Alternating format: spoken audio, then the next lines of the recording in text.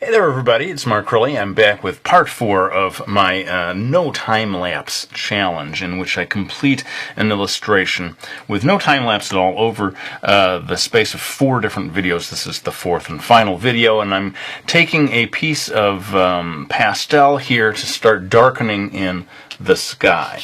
Want it to be a cloudy, rainy day. Of course, up until now it seemed quite clear, so we need to darken things up here, and I'm just going in a pretty spontaneous way to create a dark area of cloud cover near the top, and I'm going back in then on top of that with my finger just to sort of smooth things around.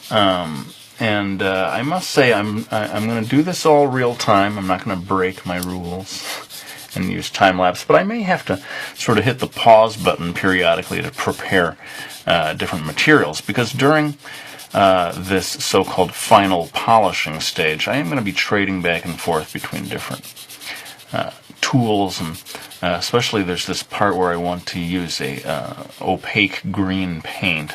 I probably mentioned that in the last video, where I'm going to need to prepare that. I'm going to need to mix that up. So you may see me hit the pause button periodically. Now you see that the sort of specialty of pastels is this smooth, smoky effect that you can create with them, and that's why I always turn to pastels when I need something like this. Now I think I might actually bring in a little bit of lighter gray. I don't know if it's showing up that this is lighter, just to sort of fill in a little more. I think I'm going to allow it to go to the white of the page as we go further down.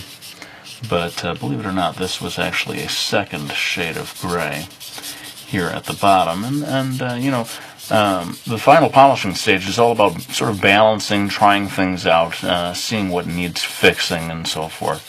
So I may come back and darken those upper clouds a little more. What I'm going to do while I'm still at it with this pastel stuff is to try to darken up the whole lower section here. Sometimes I do what I'm just doing right now, just use my dirty finger to add darkness, but I feel like we need, and so I'm bringing out actually black here, because I feel like we need the foreground to move forward. How interesting. I want the foreground to move forward.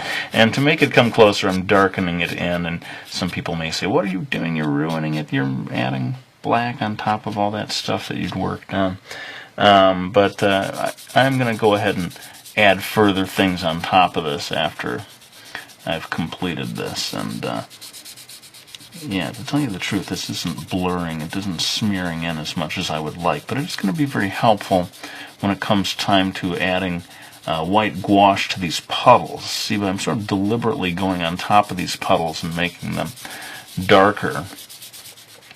And indeed, I feel like this black here is maybe a little too intense on the grass, and so I'm going to come back in. This is definitely a warts and all kind of approach here. I'm going to have to grab my eraser and get back in here and maybe lighten things up a little bit. But this is an area where I want to, like I said, use this opaque green paint later on. I'm not quite ready for that at this stage, though. So, yeah, you see me sort of darkening things in here at both the bottom and the top of the illustration, and getting ready to maybe move on to what I really associate the final polishing stage with, and that is just going back in with watercolor, colored pencil, all the various tools to sort of tighten things up and so forth. So how about if we'll go back with some watercolor. Hang on, I'm going to hit the pause button to prepare that. Alright, so I feel like various parts of this illustration would benefit from added darkness. So that's basically what I'm going to be doing right now. Coming in here, adding little bits of darkness to give a little more three-dimensionality to certain parts of the illustration. When I went in with black colored pencil at one point, what happens with black colored pencil, it's great for the precision of it. Not just black colored pencil, any colored pencil. It's really nice because you can be very precise and incremental and gradually build things up. But there is a sort of a grain to colored pencil where the white of the page invariably shows through a little bit. So going back over some of these areas with added watercolor sort of seals in all those grainy areas, like I said, where the white of the page shows through, and you get a sort of a smoother look.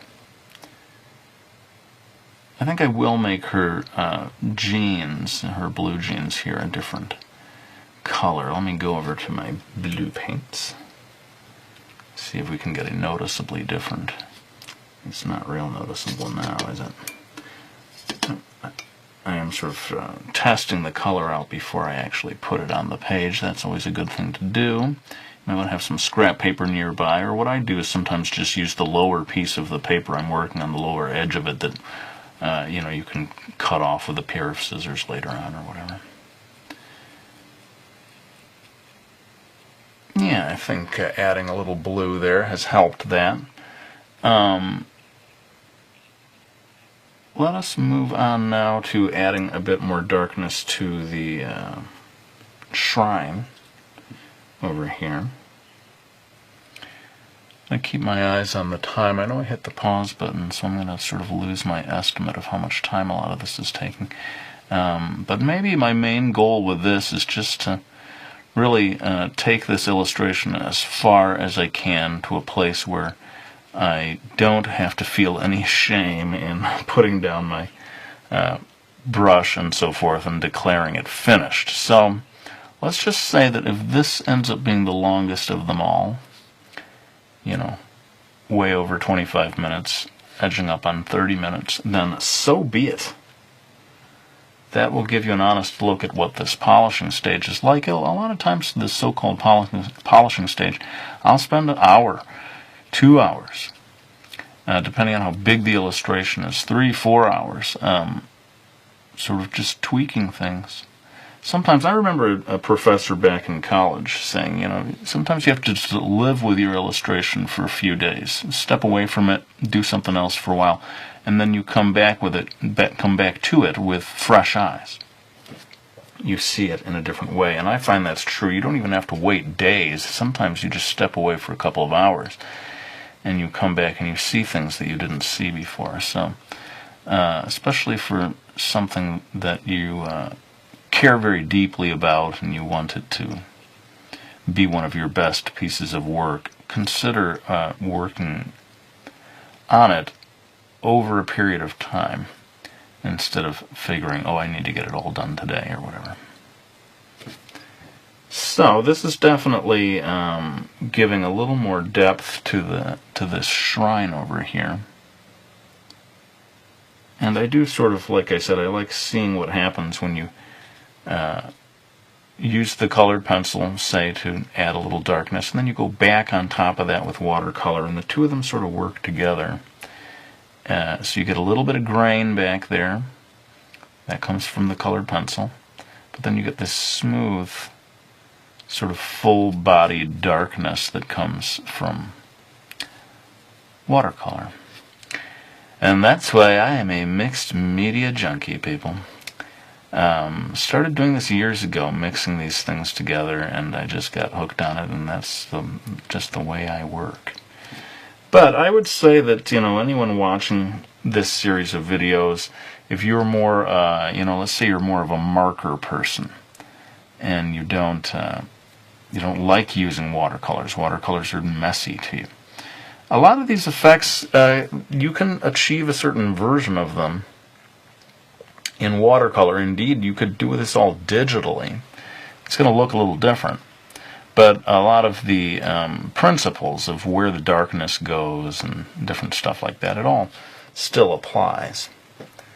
Now maybe it is time for me to start moving on to the grass. Now what I'm going to do, before I go on to that opaque grass thing that I was talking about, I am going to use a little more watercolor. Just stick with the watercolors for a minute to add a bit more sort of dark strands before I go in with those light strands. So I'm going in now mixing up a sort of a dark, muted, greenish color that's going to allow me to get a bit more blades of grass. I think I talked about in an earlier video how I learned from Miyazaki, from his animated films, the backgrounds especially, how you can make your grass more interesting by getting a variety of plants back there, not just a whole bunch of blades, but sort of leafy things and so forth. So I'm going back in and doing a bit of that right now. And in particular, we want to get some darkness down here at the base of the grass near the road, because that's where I'm going to be dropping in some of that opaque green paint. It's like, Mark, you have been talking about this opaque green paint for like 7 hours now, and you never bring it out, man. What's going on? Yes, it's probably time for me to stop talking about that and actually do it. But not until I extend some of this added grassy detail to the other area of grass back here. I really do sort of feel like Bob Ross with this one. People have been saying that for years. I think part of it is because he didn't do a lot of time lapse, did he? It was all pretty much live. And so you do find I find myself sounding a bit like him, because you're trying to keep a little patter going. You don't want to just say nothing. Sometimes you don't have so much to say. You start talking about the pastrami sandwich you had the other day. I don't think Bob did that. But yeah, basically we're coming up to where I'm going to try this little technique of the lighter shaded opaque grass. I think I finally can actually do that now. And that means, sadly, hitting that good old pause button again. So give me just a second, and I will be right back after I've prepared this shade of opaque green paint.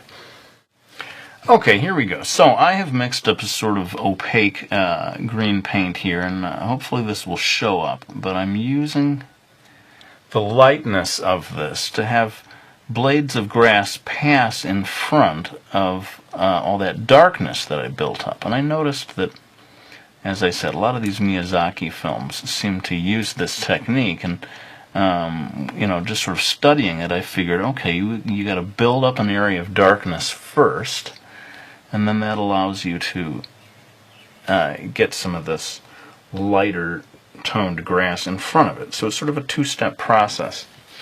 And I was thinking as I was doing that this is probably a good example of something that could be done digitally, right? You build up some dark area first with whatever, digital paintbrush you're using, and then you go on top of it. So it's a matter of of seeing it in advance and sort of imagining what you're heading toward, and then you are able to go on top. I'm sort of struggling to get these blades of grass to remain thin as I go on top of this. It's kind of a trick. Some of them are ending up a bit thicker than I would like, but hopefully you're getting the basic effect of what I had intended to do. And it's just a nice little trick for creating a grassy area. I think it's working.